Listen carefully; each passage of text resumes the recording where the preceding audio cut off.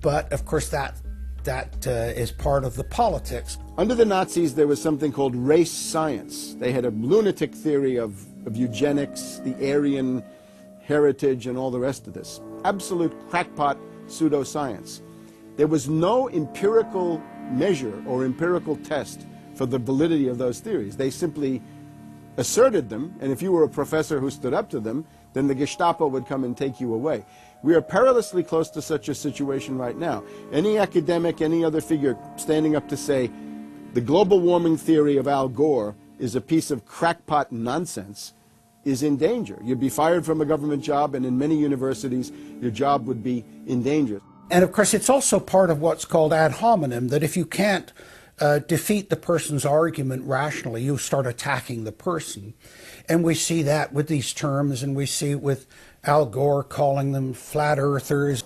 Congressman, you began by denying that there is a consensus on the science. There is a consensus on the science. Well, you mustn't have been listening to our testimony that we've had for the last few days with dozens of experts that have come in who have given completely different views. Well, I would encourage you to go back and look at the testimony this committee's heard. There are people who still believe that the moon landing was staged on a movie lot in Arizona. And neither of us are one of those, and I know you like giving those cute anecdotes. This is not a cutesy issue. We're talking about something that can export millions of jobs out of our economy, out of our country. Richard Lindzen, an MIT professor of atmospheric physics, said it many years ago when he said the consensus was reached before the research had even begun. And then scientists like myself that stood up and said, hold on a minute, I got problems with it. Oh, paid by the oil companies, don't trust that guy. What the international scientific community is saying is correct. There is no legitimate basis for denying it. Now, you hear the consensus argument. Well, the majority of scientists. What they're always talking about is, and originally the IPCC was about 3,600 scientists, it's now down to 2,500. That's the people they're talking about. But when you look at it, most of them are bureaucrats. They're not scientists at all. And very, very few of them are actual climate experts. Now, the consequences of that, and whether that's because of man-made CO2, I think are debatable. If CO2 is not causing the climate change, what is? What are the major driving factors? And so they're essentially the ones that are left out by the Intergovernmental Panel on Climate Change. It's unbelievable to me that they can come out and ignore the sun. I mean, everybody knows the sun goes in, it gets cool. You notice that, right? You have an eclipse, the temperature drops, and the birds start to get excited and so on. And when you look at the seasonal changes with the sun, how you can suggest that the sun is not a factor is really quite remarkable. Giving us false scientific information is not going to clean up our environment. Speaking with a lot of promises and innuendo is not going to help clean up our environment. The globalists have co-opted the environmental movement. There are a lot of real environmental problems we face, like genetic engineering, where they're splicing plants, animals, insects, you name it. Toxic waste dumping in the ocean. No one wants to breathe bad air or drink toxic water. But the global carbon tax has nothing to do with that. It's a tax literally on breathing. Go out on the street or talk to your friends, your neighbors. Ask them, hey, should we ban dihydrogen monoxide? It's bad for the environment. The average person will sign your petition calling for the banning of water. That's right. Dihydrogen monoxide is water. It's the same thing with table salt, sodium chloride. And that's exactly what the establishment is doing with carbon dioxide. Ooh, dioxide. It has this scary sounding name. But the truth is, it's one of the 4 elements of life on this planet. Oxygen, carbon dioxide, water, and sunlight. And if the establishment can tax and list as a toxic waste one of those basic 4 building blocks of life, carbon dioxide, they can regulate and control every facet of our lives and shut down any businesses that aren't part of their New World Order. The idea that carbon is a pollutant is essentially a way of saying that humanity is a disease or a cancer that ought to be wiped out. Genocide. People have argued in this environmental coterie around Obama, around Holdren, the theoretician of de-development, who is now the science advisor of the White House, really the anti-science advisor.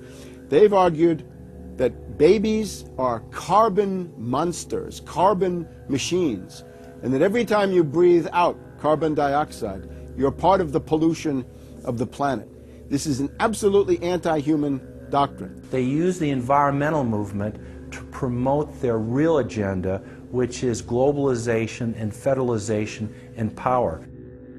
The advisor to Gordon Brown wants to exterminate 1/2 of the population of the British Isles. Now that's something Hitler might have tried to do, or Stalin. They didn't succeed. Will Gordon Brown do it? You can read this in the statements of these lunatics, radical environmentalists, fanatical Malthusians, tree huggers, whatever you want to call them. This is an ideology of genocide which can be documented exhaustively, ad nauseam, out of their own statements. When Gore said the science is settled, that raised red flags amongst the media, and then also amongst a lot of other people that sort of knew that that wasn't true, other scientists, and started to look at it.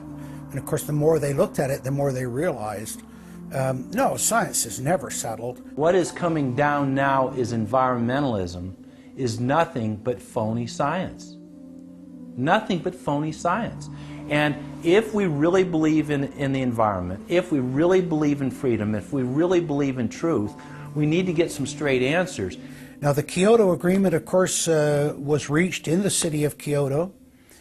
And what was interesting was several things came out of that. But the first thing was that not all countries had to participate in Kyoto, but not all had to take action.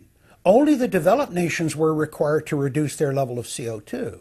The developing nations were excluded. Now, of course, at that time, China was, and in some ways you can argue it still is, a developing nation. So it wasn't required to meet any targets under Kyoto, nor was India. The U.S., of course, held out. And what's interesting is that the U.S. Senate voted 95-0 against the Kyoto Accord, even though Al Gore was the vice president at the time. And lucky for him, he didn't have to cast a deciding vote.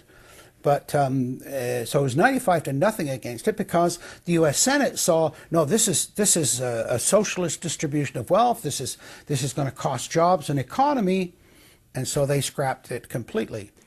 We're now told that you have to buy carbon offsets. In other words, if you have sinned by having a carbon footprint and by carbon emissions, you've got to buy a carbon offset, which is usually a scam. Somebody claims to have planted an acre of grass in the third world. It never happened. They take your money and laugh all the way to the bank. But they're telling you that in order to cleanse your guilt, you've got to buy a carbon offset. Talk about carbon polluters. You talk about them. It's my understanding that back in 1997, when you were vice president, Enron's CEO, Ken Lay, was involved in discussions with you at the White House about helping develop this type of policy, this trading scheme. And is that accurate? Is it inaccurate? It's been reported. I don't know, but I met with Ken Lay, as lots of people did, before anybody knew that he was a crook. Right, and clearly you can see why so many of us are concerned about this type of cap-and-trade energy tax that would be literally turning over this country's energy economy. I didn't know him well enough to call him Kenny Boy. Well, but you knew him well enough to help devise this trading scheme, and obviously we know what Enron and these big guys on Wall Street like Goldman Sachs, and I know you've got interest with Goldman Sachs. No. Well, that's been reported. Is that not accurate? No, I wish I did. With executives from you're partnered in companies with executives from Goldman Sachs. Well, if you're not. Al Gore has got to be the greatest con artist in modern history. This guy claims he invented the internet, even though it's on record he's a liar, and he got away with it. He was the pitchman that successfully sold, as vice president, NAFTA and GATT, that's lowered the standard of living in the United States and Mexico and almost completely deindustrialized our country. Now he's saying you should pay him and his private company, set up by Enron, a carbon tax on breathing. Look, if you want to buy Al Gore's propaganda, go ahead. But before you do that, you should at least look into the claims he's making. There was a meeting in the White House in 1998 between Al Gore and Bill Clinton, Ken Lay, and Lord Brown. Okay, well, who were these people? Well, we know the president, the